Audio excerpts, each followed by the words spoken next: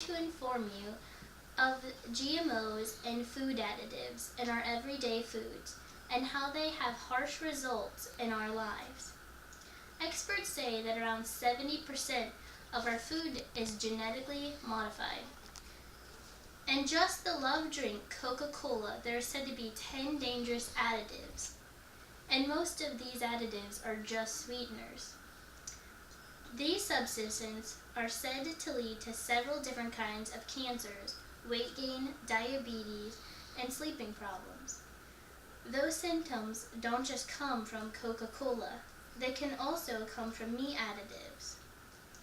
There is an additive called nitrite, and it's used for curing meat typically.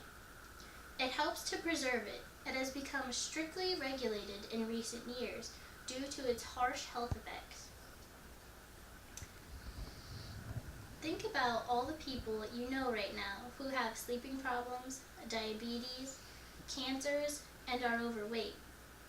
These should not be common things, but anymore they seem to be, because we're not educated in what's in our food. Therefore, we don't know how to avoid these harsh additives in GMOs. I hope this presentation will help to inform you to be smart about what you're putting into your body. There was a Swedish study performed in 2003 that specified in childhood diabetes.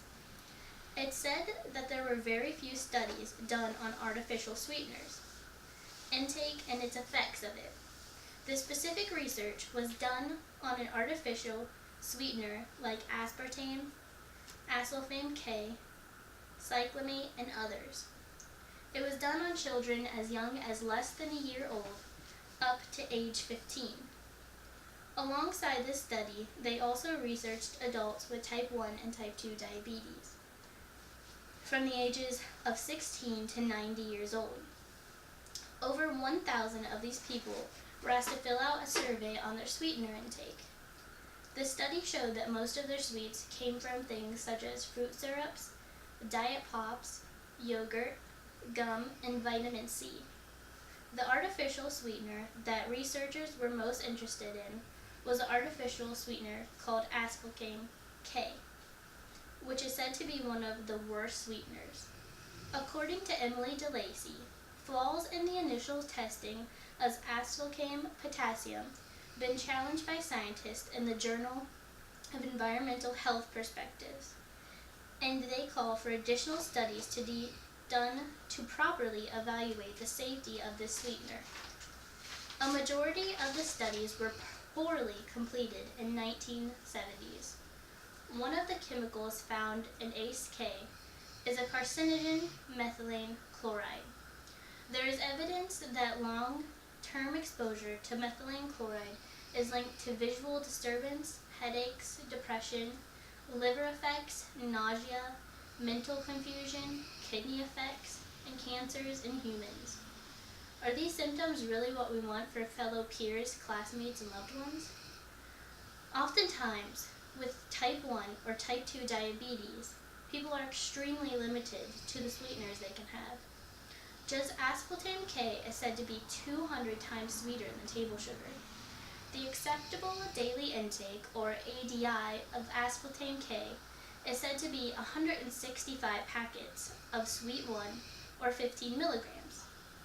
In the adults, men and women didn't exceed the ADI for this sweetener, but children were 169% above the ADI, and with the sweetener cyclamate, they were 317% of the ADI as their worst case in this study. Another thing I would like to talk to you about is GMOs. GMO stands for genetically modified organisms.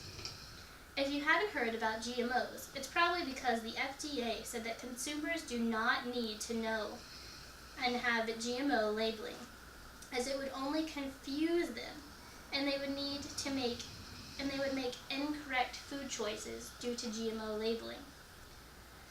Right there, the FDA is saying we really don't need to know what's in our food because they don't think we'll understand or be able to make the right food choices. This seems a bit odd to me. Why don't they just educate more on what GMOs are? As far as food GMOs, they range from genetically modified organisms. Some were created to resist bugs with their own built-in pesticides. Doesn't that sound good to eat? Others were created to grow fruits and vegetables to grow even bigger and better. This is similar to how they inject hormones into meat to make them bigger, but that's a whole other story. Another story was conducted with students going to FMH College of Medicine and Dentistry. It was about processed foods and food additives that can lead to health problems. The study was done over the course of 6 months, and the conclusion was that the health industry doesn't really teach any medical or dental students the adequate knowledge that they need about food additives and the health effects. It's not even those going into the medical field are aware of serious health issues or food additives. How is the public supposed to know?